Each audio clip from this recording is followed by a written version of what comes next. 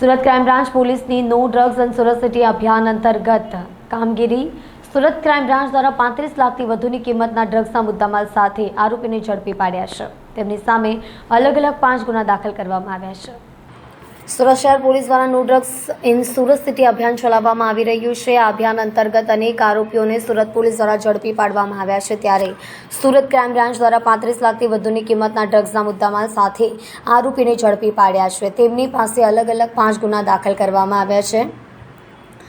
મુંબઈથી ટ્રેનમાં યુવક અને યુવતી સ્કૂલ બેગમાં 25 લાખનું એમડી ડ્રગ્સ લઈ સુરતમાં સપ્લાય કરવા જાય તે પહેલાં જ રેલવે સ્ટેશનની બહારથી ક્રાઇમ બ્રાન્ચના સ્ટાફે બંનેને ઝડપી પાડ્યા છે।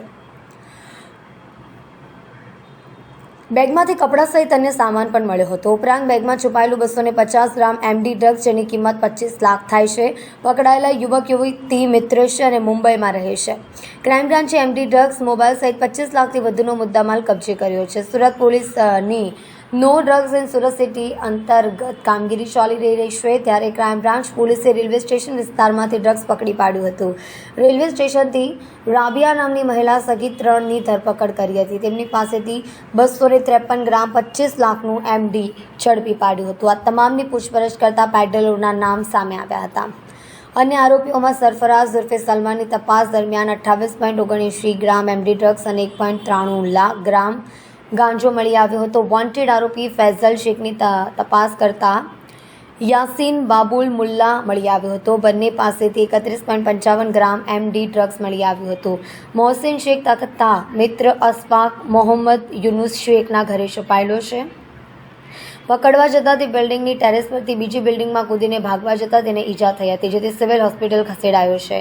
વોન્ટેડ આરોપી સૈયદ આસિફ ઉર્ફે બાબુ હૈદર ઉર્ફે કાલુ સૈયદ પાસેથી 27.500 ગ્રામ એમડી ડ્રગ્સનો જથ્થો મળ્યો હતો। 5 રેડમાંથી કુલ 354.65 ગ્રામ જેટલું એમડી મળી આવ્યું હતું।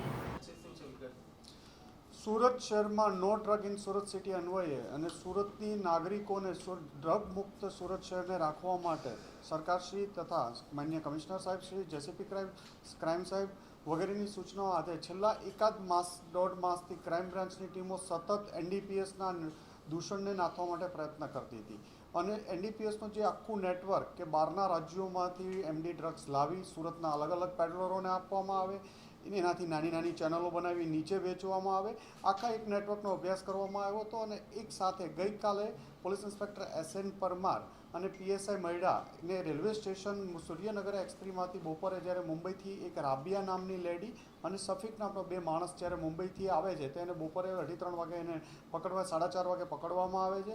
એમની પાસેથી 253 ગ્રામ જેટલું એમડી અંદાજિત કિંમત 25 લાખથી વધુ જેની કિંમત થાય છે આ લોકોની ધરપકડ કરવામાં આવે છે અને મુદ્દામાલ સીઝ કરવામાં આવે છે।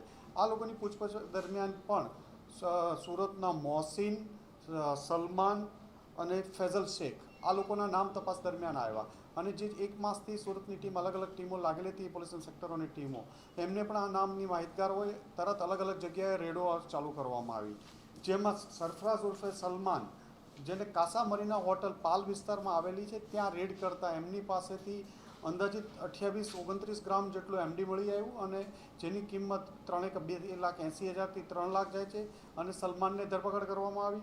ત્યારબાદ પોલીસ ઇન્સ્પેક્ટર જૈન ગોસ્વામી અને એમની ટીમે રાંદેર વિસ્તારમાં રામા રેસિડેન્સી પાસે એક રેડ કરવામાં આવી, જેમાં આરોપી ફૈઝલ શેખ અને એની સાથે યાસીન બાબુલ મુલ્લા આ બેની ધરપકડ કરવામાં આવી, જેમની પાસેથી પણ અંદાજિત 31થી 32 ગ્રામ જેટલો એમડીનો જથ્થો મળી આવ્યો। ત્રીજી રેડ મોહસિન શેખ નામના એક કિસમનું નામ અમની તપાસ દરમિયાન આવેલો હતો। આ મોહસિન શેખ એક જગ્યાએ છુપાયેલો છે બુદરપુરામાં અશફાક મોહમ્મદ યુસુફના ઘરે। એ તપાસ કરતાં મોહમ્મદ અશફાક 5મા માળેથી કૂદીને ભાગવા જતાં 4થા માળે પડ્યો અને એના પગમાં વાગતા તરત ક્રાઇમ બ્રાન્ચની ટીમે એને અઠવાલાઇન સિવિલ હોસ્પિટલ લઈ ગઈ અને ત્યાં એની સર્ચ કરતાં ડૉક્ટરોની સામે એની પાસેથી 15-20 ગ્રામ જેટલું એમડી એમની પાસેથી મળેલું, જે બાબતે અઠવા પોલીસ સ્ટેશનમાં રેડ દાખલ ગુનો કરવામાં આવ્યો।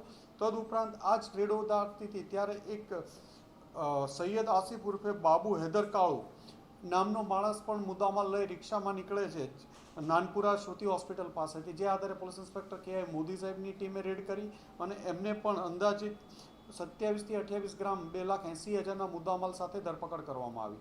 આમ કુલ સુરત શહેરમાં અલગ અલગ વિસ્તારોમાં 2 અઠવા પોલીસ સ્ટેશનની લાઇનમાં, એક પાલ પોલીસ સ્ટેશનમાં, એક રાંદેર પોલીસ સ્ટેશનમાં અને એક ડીસીબીમાં કુલ અલગ અલગ 5 ગુનાઓ નોંધવામાં આવ્યા, જેમાં 7 આરોપીની ધરપકડ કરવામાં આવી. કુલ 354 ગ્રામ અંદાજે 35